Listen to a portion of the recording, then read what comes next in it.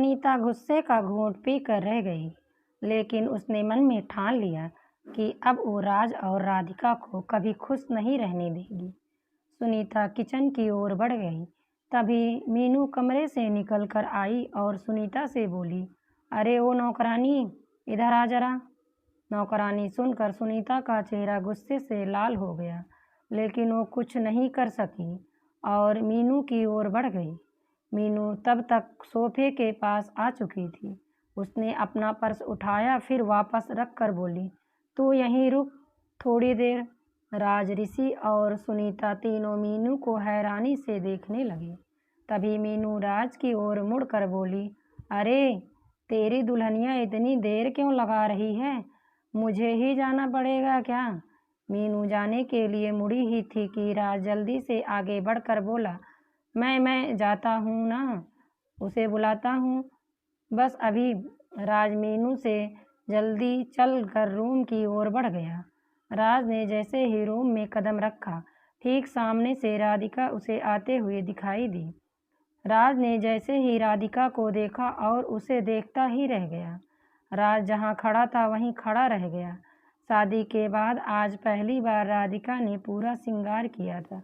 Red colour की साड़ी में पतली सी राधिका, खुले बाल जो कमर तक लहरा रहे थे, गले में मंगलसूत्र, हाथों में लाल चूड़ियाँ, ओंठों पर लिपस्टिक और सादा सा मेकअप किए राधिका कहर ढा रही थी। राज तो जैसे पल भर के लिए सब कुछ भूल गया हो। उसका दिल मानो रुक गया हो। उसे राधिका के अलावा अब कोई और दिखाई नहीं दे रहा था।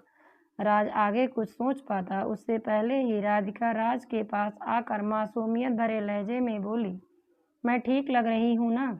उनको ये सही तो लगेगा ना? राज ऐसे ही मासूम राधिका को देखने की इच्छा अपने दिल में लिए हुए था। वो आज पूरी हो गई थी। यही मासूमियत तो वो चाहता था राधिका में। राज अपने ही ख्यालों में गुम था और राधिका उसे 2-3 बार पूछ चुकी थी कि क्या ये सही है।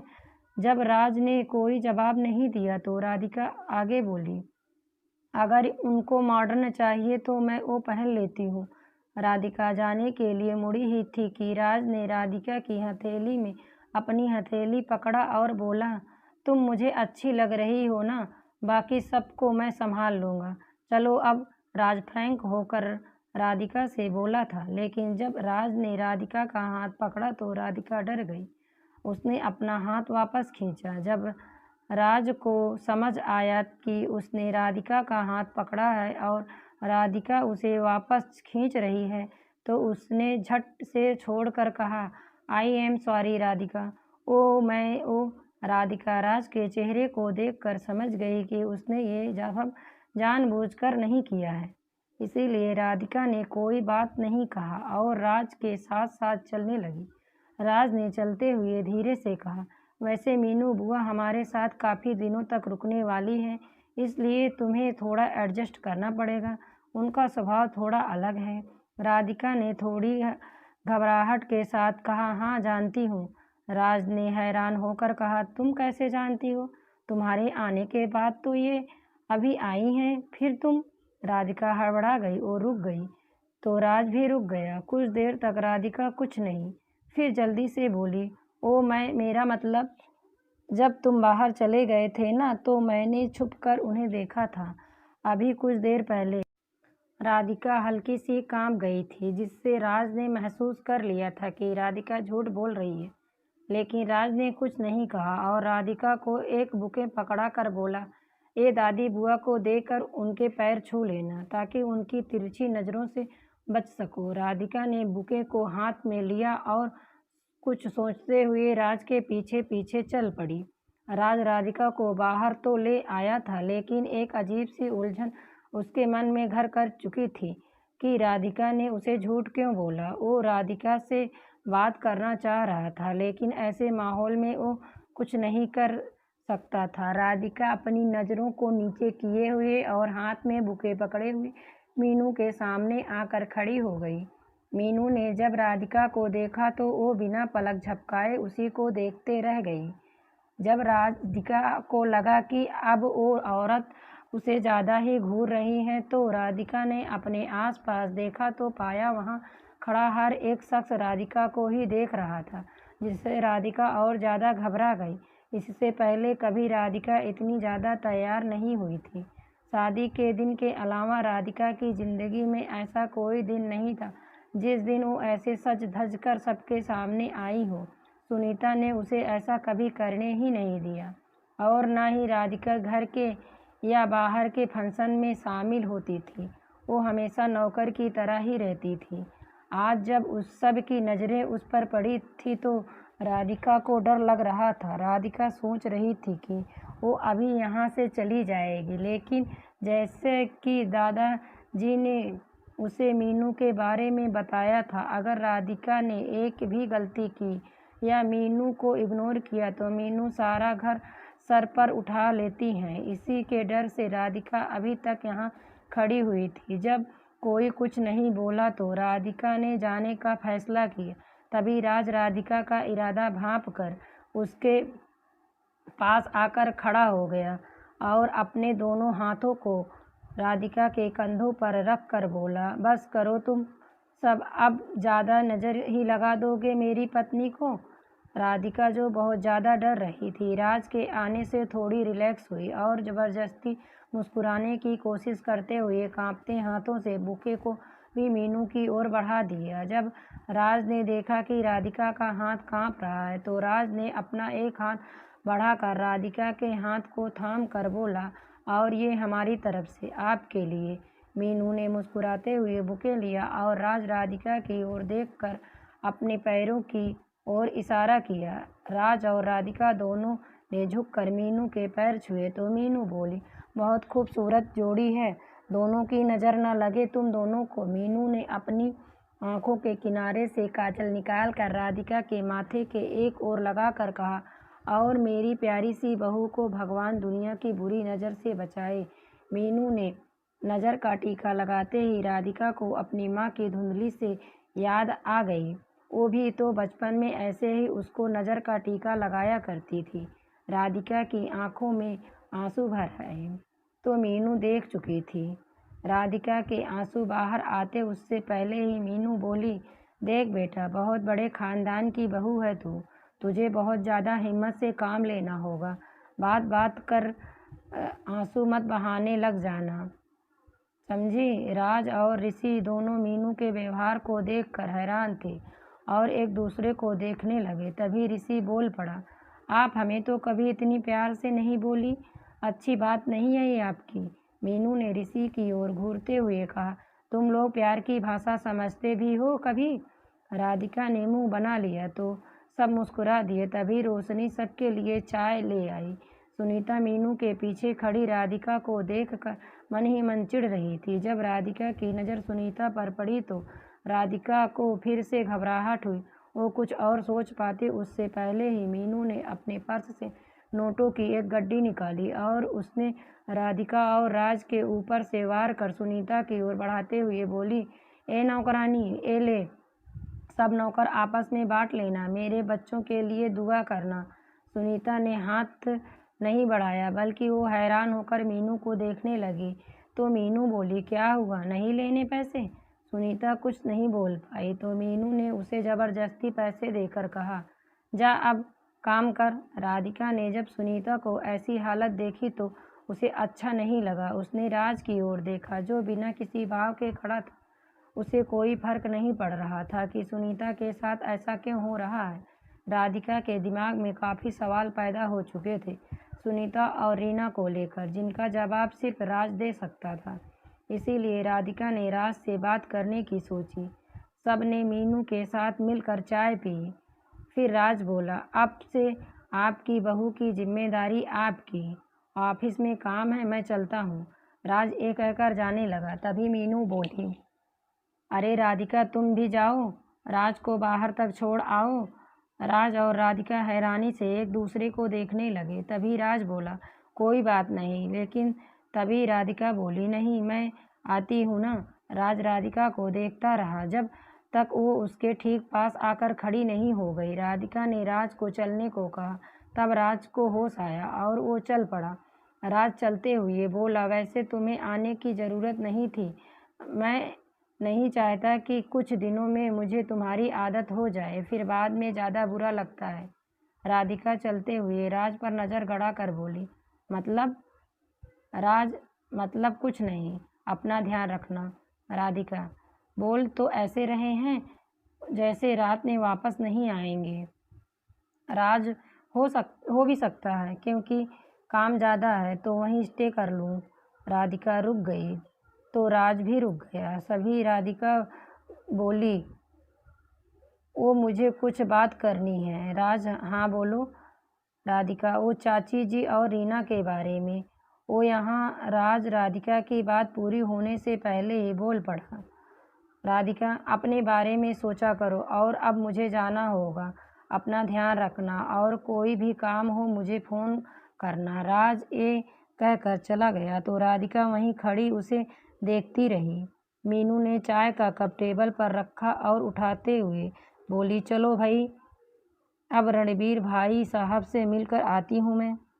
ऋषि अभी भी सोफे पर बैठा था। मीनू चली गई तब तक राधिका अंदर आ चुकी थी। ऋषि ने राधिका को देखते हुए कहा, आप बहुत सुंदर हैं राधिका जी। राधिका ने कोई जवाब नहीं दिया तो वो अपने रूम में चली गई। ऋषि ने अपने कंधे उचकाए और वो भी अपने रूम में चला गया। रोशनी ने जूठे बर्तन लिए और किचन की ओर बढ़ गई। सुनीता भी रोशनी के पीछे पीछे किचन में आ गई। सुनीता ने रोशनी की ओर पैसे बढ़ाते हुए कहा, ये ले। रोशनी ये ने सुनीता की ओर देखे बिना ही बर्तन धोते हुए कहा, ये तो आपके लिए है मालकिन, आप ही तो हम नौकरों की मालकिन हो ना। सुनीता को रोशनी पर गुस्सा आ गया। उसने इधर उधर देखा, आसपास कोई नहीं दिखा तो उसने रोशनी की बाजू पकड़कर अपनी ओर घुमा कर कहा, अपनी औकात में रह समझी। ज़्यादा उड़ने की ज़रूरत नहीं है, क्योंकि बहुत जल्द मैं सबको अलग कर दूंगी। ये जो सब उड़ रहे हैं ना, सब के सब ज़मीन पर औंधे मुँह गिरने वाले हैं। फिर तेरे को मेरे पास ही आना हो पड़ेगा। रोशनी ने झट से अपनी बाजू सुनीता से छुड़ा ली और सुनीता को घूरते हुए बोली, तेरे को जितना करना था ना तूने कर लिया, अब तू कुछ भी नहीं कर सकती। और अपना ये रव अपने पास रख, नौकरानी नहीं हूँ अब मैं तेरी। रोशनी आगे बढ़ी, फिर वापस सुनीता के सामने आकर बोली, और हाँ, आगे से ऐसी बात करने से पहले 100 बार सोच लेना। इस बार तो मैं राज सर को नहीं बताऊंगी तेरी हरकत, लेकिन आइंदा से मेरे साथ ऐसा किया तो राज सर को बताने में ज़रा भी देर नहीं लगेगी मुझे। वो फिर जो तेरा और तेरी बेटी का हाल होगा वो तू समझ सकती है क्या होगा। रोशनी चली गई तो सुनीता ने खुद से कहा, तो अब इसके भी पर निकल आए। कोई नहीं, बहुत जल्दी काट दूंगी। राधिका ने कपड़े चेंज कर लिए थे। उसने फिर से अपने वही सादे कपड़े पहन लिए और रात का खाना बनाने के लिए किचन की ओर बढ़ गई, क्योंकि जैसा कि उसको दादाजी ने बताया था कि चाहे घर में कितने भी नौकर क्यों ना हो, मीनू को घर की बहू के हाथ का खाना ही अच्छा लगता है। उसने हमेशा से ही दादाजी से कहा था कि जब राज की पत्नी आ जाएगी तब वो उसके हाथ का बना खाना ही खाएगी। इसीलिए अब राधिका को घर संभालना था, फिर वो चाहे अपनी मर्जी से संभाले या बिना मर्जी के। जब तक मीनू रहेगी तब तक तो उसे ये करना ही था। राधिका किचन में आई और उसने खाना बनाना शुरू किया। तभी बर्तनों की आवाज़ सुनकर रोशनी दौड़ती हुई किचन में आई। उसने राधिका को काम करते देखा तो खुद से ही बोली, ये लड़की भी अजीब है। कुछ देर पहले तो ऐसी हालत में थी मानो काफ़ी दिनों से बीमार हो, जैसे अब दुनियादारी से कोई मतलब ही ना हो, और अब देखो कैसे काम में लगी है, जैसे कि कुछ हुआ ही ना हो। रोशनी राधिका के पास आकर बोली, आप क्यों परेशान हो रही हैं मैम? आप जो कहेंगी मैं बना देती हूँ। राधिका कुछ नहीं बोली, लेकिन पीछे से मीनू की आवाज़ आई, नहीं, अब से राधिका ही खाना बनाएगी, मेरे लिए, राज, ऋषि और भैया के लिए, बाकी तू देख लेना। रोशनी कुछ नहीं बोली तो मीनू आगे बोली, राधिका बेटा, कितना टाइम लगेगा खाना बनाने में? राधिका ने मीनू की ओर देखते हुए कहा, अगर आपको भूख लगी है तो आप थोड़ा सा इंतज़ार कीजिए, मैं अभी लेकर आ जाती हूँ। मीनू, अरे नहीं, भूख नहीं लगी, खाना बन जाए तब मेरे पास आना, हम दोनों घूमने चलेंगे। शाम का सैर सपाटा करके आएंगे। राधिका ने जी हाँ कहा और काम में लगी रही। मीनू ने राज को फ़ोन किया, लेकिन राज ने फ़ोन नहीं उठाया तो मीनू ऋषि के कमरे में आ गई। ऋषि सोफे पर बैठा था और उसने अपने पैरों को सामने टेबल पर रखा हुआ था और पैरों पर लैपटॉप था। मीनू को देखकर ऋषि मुस्कुरा दिया। मीनू ऋषि के पास बैठकर बड़े प्यार से बोली, बेटा तेरे पास थोड़ा सा वक्त है तो मुझे बाहर घुमा लाओ। ऋषि ने लैपटॉप पर नज़र गड़ाए हुए कहा, सॉरी बेब, मुझे काम है बहुत सारा, यू नो ना, मुझे अपना बिजनेस सेटअप करना है इंडिया में। मीनू ने ऋषि का लैपटॉप अचानक से बंद कर दिया और बोली, बस इसीलिए मैं तुम लोगों से प्यार से बात नहीं करती। जब देखो काम काम करते हो। एक वो राज फ़ोन नहीं उठा रहा है। राधिका को मैंने बोल दिया है, उसने एक बार में ही हामी भर दी, लेकिन तुम दोनों ऋषि खुश होकर बोला, अच्छा राधिका जी भी चल रही हैं क्या? फिर तो मैं चलता हूँ। मीनू, हाँ, और राज को फ़ोन लगा, उसे भी बुला, सब साथ चलेंगे। ऋषि ने राज को फ़ोन किया, लेकिन राज ने फ़ोन नहीं उठाया तो ऋषि बोला, कोई बात नहीं, हम चलते हैं, राज काम में बिजी होगा। मीनू ने हामी भरी, फिर बोली, ठीक है, फिर राधिका खाना बना लेती है, तब तक तू काम कर, मैं किसी को भेज कर बुला लूँगी तुझे। ऋषि ने गर्दन हिला दी तो मीनू चली गई। इधर राज ऑफिस में बैठा काम में बिजी था। जब उसने मीनू का कॉल देखा तो उसने नहीं उठाया, क्योंकि वो जानता था कि मीनू अब उसे ऐसे ही परेशान करने वाली है। ऋषि का कॉल देखकर भी समझ गया कि ये भी मीनू ही करवा रही है, इसीलिए उसने ध्यान नहीं दिया। कुछ देर बाद अननोन नंबर से राज के फ़ोन पर कॉल आई। राज ने नंबर देखा तो उसने फ़ोन उठा लिया और सामने वाले की बात सुनकर खामोश हो गया। मीनू सब को लेकर घूमने जाना चाहती थी, लेकिन राज का फ़ोन नहीं लगने से वो थोड़ा टेंशन में आ गई थी और किचन के बाहर सोफे पर आकर बैठ गई। रोशनी उधर से किचन की ओर ही जा रही थी। जब उसने मीनू के चेहरे पर थोड़ी परेशानी देखी तो वो उसके पास जाकर बोली, अगर आप बुरा ना माने तो मुझे अपनी परेशानी बता सकती हैं, क्या पता मेरे पास समाधान हो। मीनू ने कुछ देर तक रोशनी को घूरा, फिर बोली, तुम रोशनी हो? रोशनी हिचकिचाकर बोली, जी। मीनू ने लंबी सांस लेकर कहा, मैं चाहती हूँ राज और राधिका थोड़ा वक्त साथ में बिताएं, इसीलिए आज शाम बाहर जाने का प्लान था, लेकिन अब राज फ़ोन ही नहीं उठा रहा है। रोशनी हल्की सी मुस्कान के साथ बोली, बस इतनी सी बात, आप चिंता मत करिए, राज सर थोड़ी देर में आ जाएंगे। मीनू हैरानी से बोली, तुम्हें कैसे पता? रोशनी ने इधर उधर देखा। जब आसपास कोई नहीं दिखा तो रोशनी मीनू के कान के पास आकर धीरे से बोली, हम दोनों एक ही टीम में हैं और राज सर मेरा फ़ोन ज़रूर उठाएंगे, क्योंकि मैं उन्हें राधिका के मामले में ही फ़ोन करती हूँ। रोशनी की बात सुनकर मीनू के चेहरे पर बड़ी सी स्माइल आ गई। रोशनी दूर हुई तो मीनू ने हाथ बढ़ाकर कहा, तो फिर चलो मिशन रज्जो को पूरा करते हैं। रोशनी ने तो हाथ नहीं बढ़ाया, लेकिन ऋषि वहां आकर बोला, ये मिशन रज्जो क्या है? मीनू ने अपना हाथ पीछे कर लिया और कुछ बोलने वाली ही थी कि तभी रोशनी जल्दी से बोल पड़ी, कुछ नहीं, वो रज्जो मेरी बेटी का नाम है, उसको स्कूल भेजना है, तो मैं मेरा मतलब इनसे जान रही थी कि कौन सा स्कूल सही रहेगा।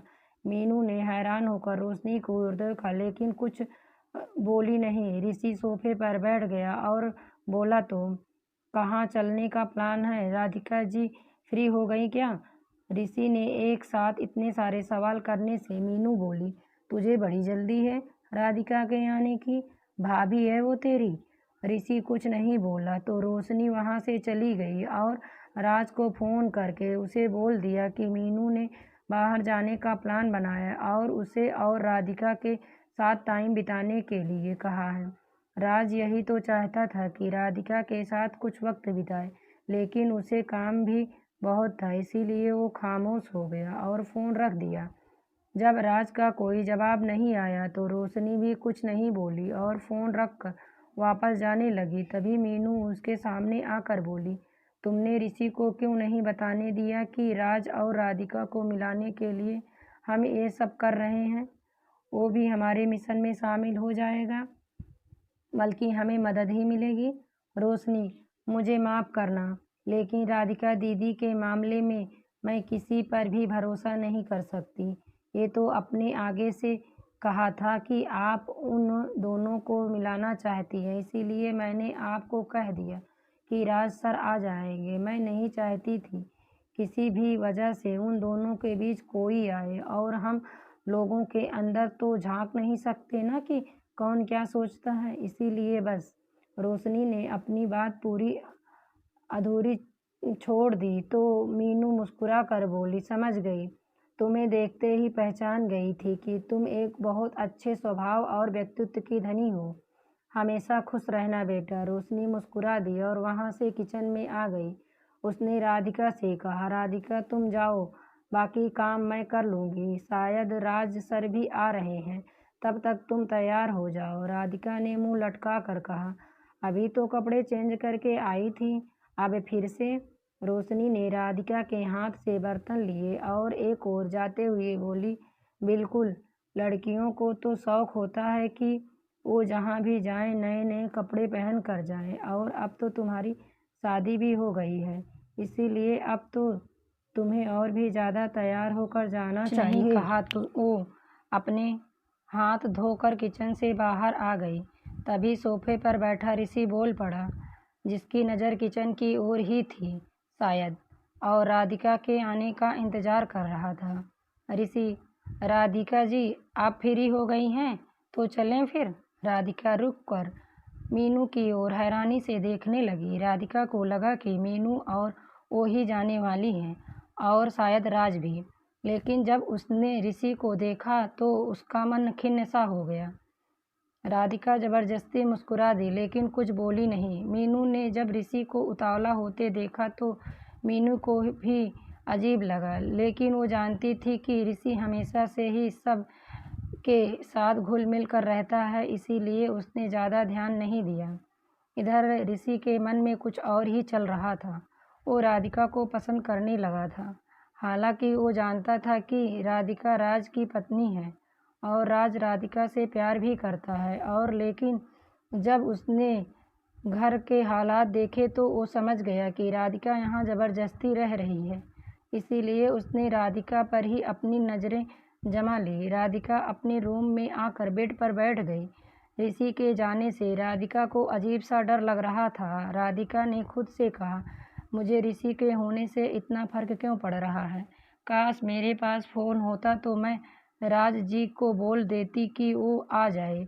राधिका ये सब सोचते सोचते तैयार हो रही थी, लेकिन बाहर जाने की उसकी हिम्मत नहीं हो रही थी। जब से राज ने राधिका को ऋषि के साथ देखा था, तब से राधिका ऋषि से दूर रहने की कोशिश करने लगी थी, लेकिन ऋषि मौका पाकर उसके पास आने की कोशिश करता रहा, जिसे राधिका बखूबी महसूस कर रही थी। वो नहीं चाहती थी कि राज उसके बारे में गलत सोचे। अभी तो थोड़ा कुछ ठीक हो रहा था, फिर से वो सब बर्दाश्त नहीं होने देना चाहती थी। वो इस रिश्ते को एक मौका देना चाहती थी, लेकिन ऋषि उसके बीच में आ रहा था। वो राज को साफ शब्दों में कह भी नहीं सकती थी, इसीलिए राधिका थोड़ी परेशानी में थी। राधिका बाहर आई तो मीनू और ऋषि दोनों तैयार खड़े थे। राधिका भी उनके साथ चल पड़ी। ऋषि ने गाड़ी निकाली और राधिका को बैठने के लिए कहा। राधिका मीनू के साथ पीछे की ओर जाने लगी तो ऋषि बोला, अरे राधिका जी आप आगे बैठिए ना, पीछे क्यों जा रही हैं। राधिका ने मीनू की ओर देखा तो मीनू ने एक भुई उचका कर कहा, क्यों भाई, वो मेरे साथ क्यों पीछे नहीं बैठ सकती। ऋषि ने मीनू के कंधे पर हाथ रख कर कहा, ओह कम ऑन यार, अब आप ये फिल्मी ड्रामा शुरू मत कर देना। मीनू ने ऋषि को घूर कर देखा, लेकिन ऋषि ने आगे वाली सीट की ओर का दरवाज़ा खोलकर राधिका को अंदर आने का इशारा किया। राधिका ने मीनू की ओर देखा तो मीनू ने कंधे उचका कर कहा, तुम्हारा देवर है, तुम दोनों डिसाइड कर लो। राधिका ने धीरे से कहा, लेकिन मैं आपके साथ। ऋषि, राधिका की बात पूरा होने से पहले ही ऋषि ने कंधे पर हाथ रख कर उसे अंदर बैठाते हुए बोला, लेकिन कुछ नहीं, तुम बैठो। राधिका ऋषि के इस व्यवहार से हैरान रह गई, साथ ही उसे गुस्सा भी आया, लेकिन वो सिर्फ इसलिए नहीं बोली क्योंकि कुछ देर पहले मीनू ने कहा था कि तुम्हारा देवर है। राधिका ऋषि की इंटेंशन को समझ रही थी, लेकिन वो बोल भी नहीं सकती थी क्योंकि अगर वो बोलती तो मीनू शायद उसे ही जिम्मेदार ठहरा देती कि ऋषि तो उसका देवर जैसा है, वो उसके बारे में ऐसा कैसे बोल सकती है। राधिका ने मन ही मन कहा, ये इंसान अब हद पार कर रहा है। ऐसे तो कभी राज जी ने भी नहीं किया मेरे साथ। कहाँ हो तुम राज? ऋषि ने गाड़ी आगे चलाई ही थी कि तभी घर के मेन गेट से राज की कार अंदर आती हुई दिखाई दी। राज की गाड़ी देखकर ऋषि हैरान रह गया। वहीं राधिका को आज पहली बार राज को देखकर खुशी हुई। वो बिना कुछ बोले ही गाड़ी से उतर गई और दूर जाकर खड़ी हो गई। राज ने ऋषि की कार के ठीक सामने कार रोकी और राधिका को देखते हुए उसके पास आकर बोला, राधिका, क्या तुम मेरे साथ मेरी कार में चलना चाहोगी? राधिका ने बिना कुछ सोचे समझे हाँ कह दिया और राज के साथ चल पड़ी। ऋषि राज के अचानक आ जाने से हैरानी के साथ साथ गुस्से में भी था। वो अपना गुस्सा जाहिर कर पाता उससे पहले ही मीनू उठकर आगे वाली सीट पर बैठ गई और बोली, चल ऋषि। ऋषि कुछ नहीं बोला तो मीनू ने मन ही मन कहा, मिशन राज की राधिका का पहला प्लान सफल हुआ। ऋषि अंदर ही अंदर जल उठा, लेकिन उसने कुछ जाहिर नहीं होने दिया और राज की कार के पीछे अपनी कार दौड़ा दी। राज और राधिका के बीच नज़दीकियां आने लगी थी। राधिका भी चाहती थी कि राज उसे टाइम दे और राज भी अपना काम और राधिका दोनों को ही संभालने की कोशिश कर रहा था। इसी बीच मीनू भी अब दोनों को एक साथ देखना चाहती थी और उन्हें करीब लाने के लिए उन पर फोकस करने लगी थी। राज ने अपनी कार को बिल्कुल धीरे कर लिया ताकि ऋषि आगे जा सके, लेकिन जब ऋषि ने देखा तो उसने भी अपनी कार को धीमे कर लिया। तभी मीनू ऋषि के सिर पर चपत लगा कर बोली, अरे बैल बुद्धि, राज चाहता है कि तू आगे चले और तू है कि उसके पीछे ही लगाए हुए है। ऋषि, लेकिन जाना कहाँ है ये भी तो पता चले। मीनू, उन दोनों को जहाँ जाना है उनको जाने दे, हमें तो राजश्री के घर चलना है। मेरी सहेली है ना, चल अब। ऋषि, लेकिन ये क्या बात हुई? हम तो राधिका के साथ वक्त बिताने आए थे ना, अब आप बदल क्यों गई? मीनू ने मुस्कुराते हुए कहा, तू नहीं समझेगा। अभी जिस दिन तेरी जिंदगी में कोई लड़की आएगी उस दिन बताऊंगी। चल अब। ऋषि ने न चाहते हुए भी अपनी कार को राज की कार से आगे कर लिया। तभी राज ने कार को एक ओर मोड़ दिया और अब नॉर्मल स्पीड में चलाने लगा और राधिका शांत बैठी थी। वो बाहर देख रही थी। उसके चेहरे पर आज ना कोई परेशानी थी, ना कोई डर, मानो वो अब राज के साथ ठीक महसूस कर रही हो। जब राधिका नहीं बोली तो राज ने धीरे से कहा, तो कहाँ चलना चाहोगे तुम? राधिका ने एक पल के लिए राज को देखा, फिर बोली, यहाँ कोई मंदिर है, मुझे मंदिर जाना है। राज ने मन ही मन कहा, पूछ कर भी गलती कर दी मैंने तो। राधिका राज के चेहरे को देख रही थी और इंतजार कर रही थी कि राज कुछ बोले। कुछ देर बाद राज बोला, इस वक्त मंदिर? राज आगे कुछ कहता उससे पहले ही राधिका ने जल्दी से कहा, ओ रहा, कार को इधर ही कहीं पार्किंग में लगा दो, हम मंदिर चलेंगे। राज ने गर्दन घुमा कर देखा तो सामने एक सामान्य सा मंदिर था। राज, लेकिन ये तो बहुत छोटा है, हम कहीं और चलते हैं ना। राधिका, मंदिर छोटा बड़ा नहीं होता है, मंदिर तो मंदिर होता है। मंदिर में जाने से शांति मिलती है, सुकून का एहसास होता है। राज ने वहीं गुम होते हुए कहा, अच्छा ऐसा क्या? फिर तो राज आज मुझे भी चलना चाहिए। राधिका ने राज को हैरानी से देखते हुए कहा, अब तुम ये तो मत कहना कि तुम कभी मंदिर नहीं गए हो। राज हल्का सा मुस्कुरा कर बोला, मैं नहीं कहूँगा, लेकिन जो तुमने कहा वही सच भी है। राधिका अब और ज़्यादा हैरानी से राज को देखने लगी तो राज ने कार का स्टीयरिंग घुमाते हुए कहा, कभी वक्त ही नहीं मिला। तुम तो जानती हो ना, मैं पहले सोशल मीडिया पर कितना व्यस्त रहता था, उसके अलावा काम में बिजी रहता था और फिर दादाजी, यही दुनिया थी मेरी। तुमने ही मुझे उस दुनिया से बाहर निकाला और यहाँ तक लाई हो। राज ने कार रोक दी तो राधिका हैरानी से बैठी रही। तभी राज बोला, चलो। राधिका कार से बाहर आई तो आसपास देखकर बोली, हम तो वहाँ से बहुत दूर आ गए हैं, वहीं रुकना चाहिए था ना। राज वहाँ पार्किंग में नहीं थी और यहाँ भीड़ भी बहुत है, इसीलिए हमें वहाँ तक पैदल ही चलना पड़े। राधिका ने हामी भरी और राज के साथ आगे चल पड़ी।